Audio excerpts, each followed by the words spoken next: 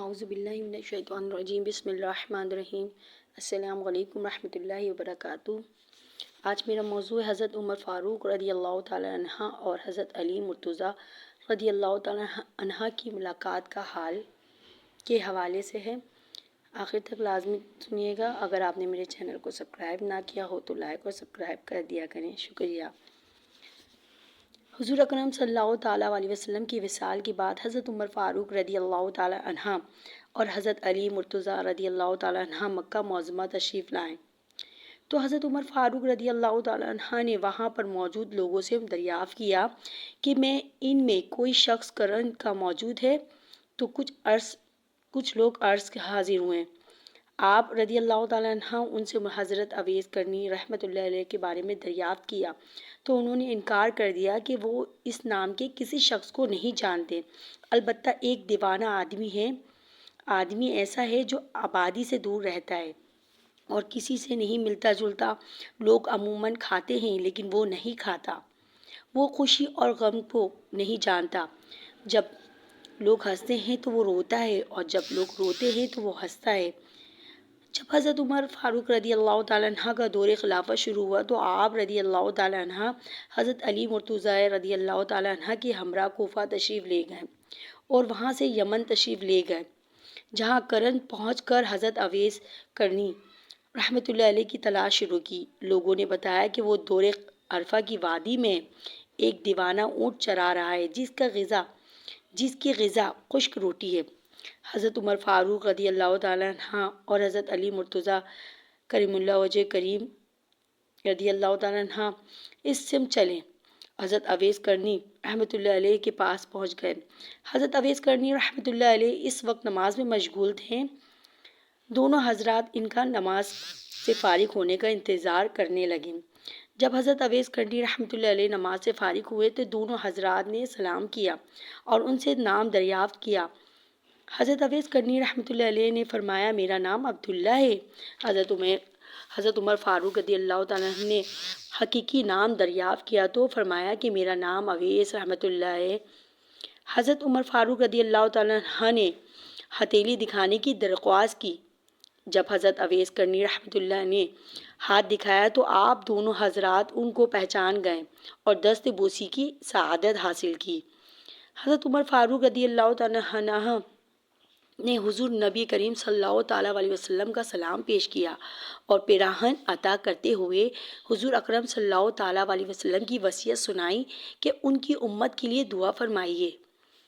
حضرت اویس کرنی رحمۃ اللہ علیہ نے عرض کیا کہ آپ دونوں حضرات اچھی طرح دیکھ بھال لیں کہ شاید وہ کوئی دوسرا فرد ہو جس کے بارے میں ہمارے پیارے آقا حضرت محمد مصطفیٰ صلی اللہ تعالیٰ علیہ وسلم نے ارشاد فرمایا ہو۔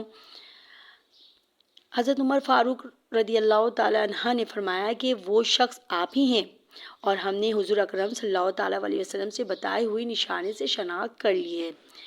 حضرت اویس کرنی رحمۃ اللہ علیہ نے عرض کیا، اے عمر فاروق رضی اللہ تعالیٰ عنہ، تمہاری دعا تو مجھ سے زیادہ کارگر ثابت ہو سکتی ہے۔ حضرت عمر فاروق رضی اللہ تعالیٰ عنہ نے فرمایا، میں تو دعا کرتا ہی رہتا ہوں، لیکن آپ رحمۃ اللہ علیہ کو حضور اکرم صلی اللہ تعالیٰ علیہ وسلم کی وصیت پوری کرنی چاہیے۔ حضرت اویس کرنی رحمۃ اللہ علیہ نے وہ پیراہن لیا اور کچھ فاصلے پہ جا کر اللہ تعالیٰ کی حضور دعا کرنا شروع کر دی، یا اللہ، جب تک تو میری سفارش پر امت محمدی صلی اللہ تعالیٰ علیہ وسلم کو بخش نہیں دے گا، میں حضور اکرم صلی اللہ تعالیٰ علیہ وسلم کا یہ پیراہن نہیں پہنوں گا۔ غیب سے آواز آئی کہ ہم نے تیری سفارش پر کچھ لوگوں کو بخش دیا، اور حضرت اویس کرنی رحمۃ اللہ علیہ نے عرض کیا، نہیں مالک، ساری امت کو بخش دے۔ غیب سے دوبارہ آواز آئی کہ ہم نے مزید کچھ اور لوگوں کو بخش دیا۔ الغرض یہ سلسلہ کچھ دیر تک جاری رہا اور آپ رحمۃ اللہ علیہ اس طرح دعا میں مشغول رہے۔ جب حضرت عمر فاروق رضی اللہ تعالیٰ عنہ اور حضرت علی مرتضیٰ کریم وجہ الکریم نے دیکھا کہ اب کافی وقت ہو گیا ہے تو دونوں حضرات آپ رحمۃ اللہ علیہ کے سامنے آ گئے۔ آپ رحمۃ اللہ علیہ نے کہا، آپ دونوں حضرات کیوں آ گئے؟ ابھی تو اللہ عز و جل نے قبیلہ ربیعہ اور قبیلہ مدر کی بھیڑ بکریوں کے برابر لوگوں کے گناہ معاف کیے تھے، اور اور میں جب تک پوری امت کو معاف نہ کروا لیتا اس وقت تک دعا سے پیچھے نہ ہٹتا اور یہ پیرہن اس وقت تک نہ پہنتا۔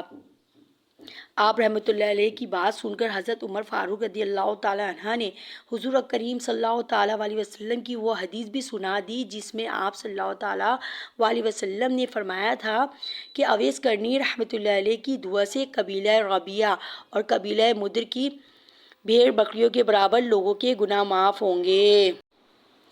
حضرت عمر فاروق رضی اللہ تعالیٰ عنہ نے آپ رحمۃ اللہ علیہ کو ایسے پیرہن میں دیکھا جس میں ہزاروں عالم پوشیدہ تھے۔ یہ دیکھ کر حضرت عمر فاروق رضی اللہ تعالیٰ عنہ کے دل میں بھی ولایت کی خواہش پیدا ہوئی اور آپ رضی اللہ تعالیٰ عنہ نے فرمایا کوئی شخص ایسا ہے جو مجھ سے خلافت روٹی کے ایک ٹکڑے کے بدلے میں حاصل کر لے۔ حضرت اویس کرنی رحمۃ اللہ علیہ نے یہ سن کر فرمایا کوئی بے وقوف شخص ہی اسے خرید سکتا ہے۔ آپ رضی اللہ تعالیٰ عنہ کو چاہیے کہ اس کو فروخت کرنے کے بجائے اٹھا کر پھینک دے، پھر جس کا جی چاہے گا اٹھا کر لے جائے گا۔ بعد ازاں حضرت اویس کرنی رحمۃ اللہ علیہ نے حضور اکرم صلی اللہ تعالیٰ علیہ وسلم کا عطا کیا ہوا پیراہن زیب تن کیا۔ حضرت عمر فاروق رضی اللہ تعالیٰ عنہ نے حاضر خدمت نہ ہونے کی وجہ سے دریافت کی تو حضرت اویس کرنی رحمۃ اللہ علیہ نے پوچھا آپ دونوں حضرات حضور اکرم صلی اللہ تعالیٰ علیہ وسلم کی زیارت باسعادت اور صحبت سے مشرف ہوئے ہیں، کیا آپ مجھے یہ بتا سکتے ہیں کہ حضور اکرم صلی اللہ تعالیٰ علیہ وسلم کے آبرو کشادہ تھے یا گھنے؟ آپ رحمۃ اللہ علیہ کے اس سوال کا جواب دینے سے حضرت عمر فاروق اور حضرت علی مرتضیٰ رضی اللہ تعالیٰ عنہم قاصر رہے۔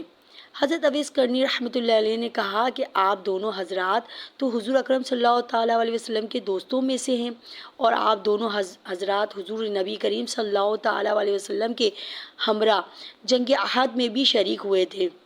کیا آپ بتا سکتے ہیں کہ جنگ احد میں حضور اکرم صلی اللہ تعالیٰ علیہ وسلم کے کون سے دانت مبارک شہید ہوئے تھے؟ یہ کہہ کر آپ رحمۃ اللہ علیہ نے اپنے تمام ٹوٹے ہوئے دانت دکھا کر کہا کہ میں نے اپنے ایک ایک کر کے دانت اس خیال سے توڑ دیا کہ نہ جانے کون سا دانت مبارک شہید ہوا ہوگا۔ جب میں نے اپنے سارے دانت توڑ ڈالے تو مجھے سکون قلبی حاصل ہوا۔ حضرت اویس کرنی رحمۃ اللہ علیہ کی بات سن کر دونوں حضرات پر رغبت طاری ہو گئی کہ حضرت اویس کرنی رحمۃ اللہ علیہ کی اس بات سے انہیں اندازہ ہو گیا کہ ادب کا حق یہی ہے کہ جو کہ حضرت اویس کرنی رحمۃ اللہ علیہ نے اگرچہ بارگاہ رسالت مآب صلی اللہ تعالیٰ علیہ وسلم میں حاضر ہو کر ادا نہیں کیا بلکہ اتباع رسول اللہ صلی اللہ علیہ وسلم میں ادا کیا ہے اور جس کا درس وہ سارے دنیا کو دے رہے تھے۔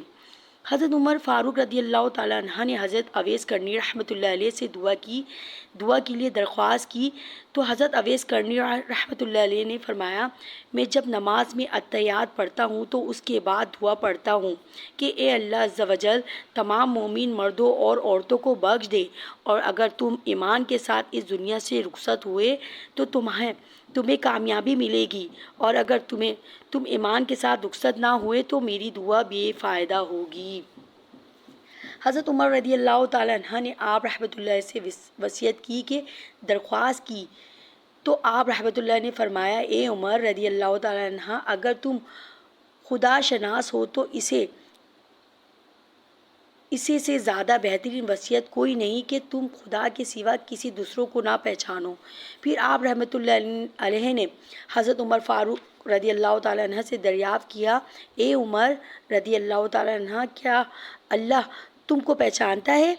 حضرت عمر رضی اللہ تعالیٰ عنہ نے اس بات میں نفی میں سر ہلا دیا۔ حضرت اویس کرنی رحمۃ اللہ علیہ نے فرمایا بس اللہ کے سوا تمہیں کوئی نہ پہچانے یہی تمہارے لیے بہتر ہے۔ حضرت عمر فاروق رضی اللہ تعالیٰ عنہ نے آپ رحمۃ اللہ علیہ سے کچھ دیر قیام کی درخواست کی تاکہ وہ آپ رحمۃ اللہ کی درخواست میں کچھ پیش کر سکے۔ آپ رحمۃ اللہ علیہ نے جیب سے 2 درہم نکال کر دکھایا اور کہا یہ میرا اونٹ چرانے کا مواضع ہے، اگر آپ حضرات یہ ضمانت دیتے ہیں کہ ان کو خرچ کرنے سے قبل مجھے موت نہیں آئے گی تو آپ مجھے جو عنایت فرمائیں گے وہ میں قبول کر لوں گا، ورنہ یہ 2 درہم ہی میرے لیے کافی ہے۔ کچھ دیر تک حضرت اویس کرنی رحمۃ اللہ علیہ، حضرت عمر فاروق رضی اللہ تعالیٰ عنہ اور حضرت علی مرتضیٰ رضی اللہ تعالیٰ عنہ سے اسی طرح باتیں کرتے رہیں اور حضور اکرم صلی اللہ تعالیٰ علیہ وسلم کی سیرت و اقوال زیر موضوع لاتے رہیں۔ اس کے بعد حضرت اویس کرنی رحمۃ اللہ علیہ نے فرمایا، آپ دونوں حضرات نے یہاں پہنچنے تک میری وجہ سے جو تکلیف و زحمت فرمائی، اس کے لیے میں معافی چاہتا ہوں۔ اب آپ دونوں حضرات یہاں سے تشریف لے جائیں، کیونکہ قیامت کا دن نزدیک ہے اور مجھے آخرت کی فکر ہے۔ قیامت کے دن ہمیں ایسا دیدار نصیب ہوگا جو کبھی منقطع نہ ہوگا۔ اب میں قیامت کا راستہ بنانے اور اسے صاف کرنے میں مشغول ہوں۔ صلو علی الحبیب صلی اللہ تعالیٰ علی محمد صلی اللہ علیہ وسلم۔